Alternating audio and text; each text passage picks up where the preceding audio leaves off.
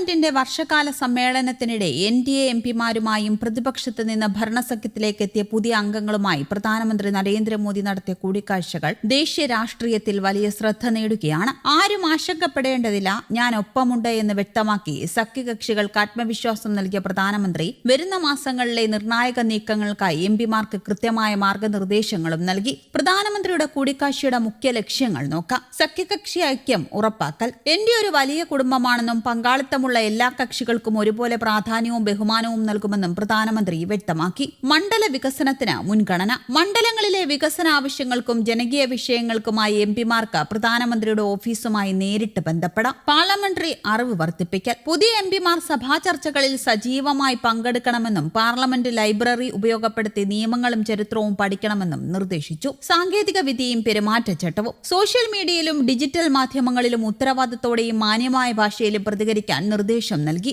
എൻഡിഎയുടെ വലിയ നീക്കങ്ങൾ. രാഷ്ട്രീയ തലം. എൻഡിഎയുടെ വലിയ നീക്കങ്ങൾ നോക്കാം. ഭാവിയിൽ വരാനിരിക്കുന്ന നിർണായക ബില്ലുകളിൽ സഖ്യത്തിനുള്ളിൽ പൂർണ്ണ ഐക്യം ഉറപ്പാക്കൽ. പ്രതിപക്ഷ തടസ്സങ്ങൾ. സഭ തുടർച്ചയായി തടസ്സപ്പെടുന്നത് പുതിയ അംഗങ്ങൾക്ക് സംസാരിക്കാൻ അവസരം നഷ്ടപ്പെടുത്തുന്നുവെന്ന ആശങ്ക ഉന്നയിച്ച് ജനങ്ങൾക്കിടയിൽ പ്രതിപക്ഷ നിലപാടിനെ പ്രതിരോധിക്കുക. ജനസമ്പർക്ക പരിപാടികൾ. കർഷകർ, ചെറുപ്പക്കാർ, തൊഴിലാളികൾ എന്നിവരെ കേന്ദ്രീകരിച്ച് പ്രാദേശിക തലത്തിൽ വൻ പങ്കാളിത്തമുള്ള പരിപാടികൾ സംഘടിപ്പിക്കുക. പാർലമെന്ററി തന്ത്രങ്ങൾ ശക്തമാക്കുന്നതിനൊപ്പം സഖ്യത്തിനുള്ളിലെ വിവിധ കക്ഷികളെ ഏകോപിപ്പിച്ച് വരും വർഷങ്ങളിലെ ഭരണപരമായ ലക്ഷ്യങ്ങൾ കാര്യക്ഷമമായി പൂർത്തിയാക്കുക എന്ന സന്ദേശമാണ് ഈ കൂടിക്കാഴ്ചയിലൂടെ പ്രധാനമന്ത്രി നൽകുന്നത്. എൻഡിഎ ലക്ഷ്യമിടുന്ന വൻ രാഷ്ട്രീയ നീക്കങ്ങൾ കൂടി പറയാം. നിർണായക ബില്ലുകൾ പാസാക്കൽ. പാർലമെന്റിൽ വരാനിരിക്കുന്ന പ്രധാന വികസന നിയമ ബില്ലുകളിൽ എല്ലാ ഘടകകക്ഷികളുടെയും ഐക്യം ഉറപ്പാക്കുക. പ്രതിപക്ഷത്തെ പ്രതിരോധിക്കൽ. സഭ തുടർച്ചയായി തടസ്സപ്പെടുത്തുന്ന പ്രതിപക്ഷ നിലപാട് മൂലം പുതിയ എംപിമാർക്ക് സംസാരിക്കാൻ അവസരം ലഭിക്കുന്നില്ല എന്ന വിഷയം ജനങ്ങളിലേക്ക് എത്തിച്ച് പ്രതിപക്ഷത്തെ രാഷ്ട്രീയമായി പ്രതിരോധിക്കുക. മണ്ഡലതല ജനസമ്പർക്കം. കർഷകർ, ചെറുപ്പക്കാർ, തൊഴിലാളികൾ എന്നിവരെ കേന്ദ്രീകരിച്ച് എൻഡിഎയുടെ ഭരണ നേട്ടങ്ങൾ ജനങ്ങളിലേക്ക് എത്തിക്കാൻ പ്രത്യേക പ്രചാരണ പരിപാടികൾ നടത്തുക.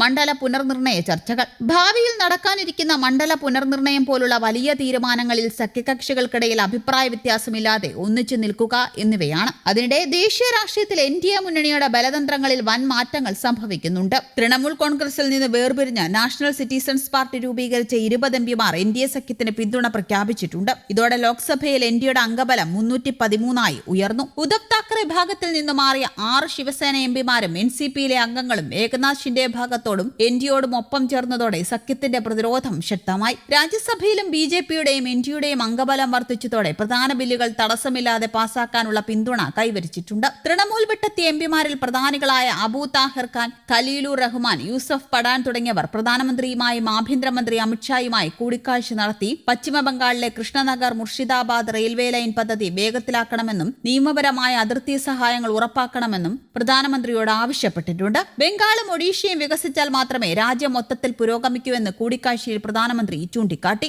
എൻഡിഎയുടെ ഭാവിയിലെ വലിയ ലക്ഷ്യങ്ങൾ ഇവയാണ്. സ്വതന്ത്രരുടെയും മറ്റു ചെറിയ കക്ഷികളുടെയും പിന്തുണയോടെ 2/3 ഭൂരിപക്ഷത്തിലേക്ക് എത്തി നിർണായക നിയമനിർമ്മാണങ്ങൾ നടത്തുക. മണ്ഡല പുനർനിർണയം. വരാനിരിക്കുന്ന മണ്ഡല പുനർനിർണയത്തിലും വനിതാ സംവരണ ഭേദഗതികളിലും സഖ്യകക്ഷികളുടെ സഹകരണത്തോടെ ഒറ്റക്കെട്ടായി നീങ്ങുക. പ്രാദേശിക വികസനം. ഓരോ സംസ്ഥാനത്തെയും അടിസ്ഥാന വികസന പദ്ധതികൾക്ക് വേഗത നൽകി എൻഡിഎ സർക്കാരിന്റെ ജനപ്രീതി വർദ്ധിപ്പിക്കുക. പാർലമെന്റിന്റെ ഇരുസഭകളിലും ഭൂരിപക്ഷം സുരക്ഷിതമാക്കുന്നതിനൊപ്പം പുതിയ സഖ്യകക്ഷികളെ വിശ്വാസത്തിലെടുത്ത് മുന്നോട്ടു പോകാനാണ് പ്രധാനമന്ത്രി മോദിയുടെ നേതൃത്വത്തിൽ എൻഡിഎ തീരുമാനിച്ചിരിക്കുന്നത്.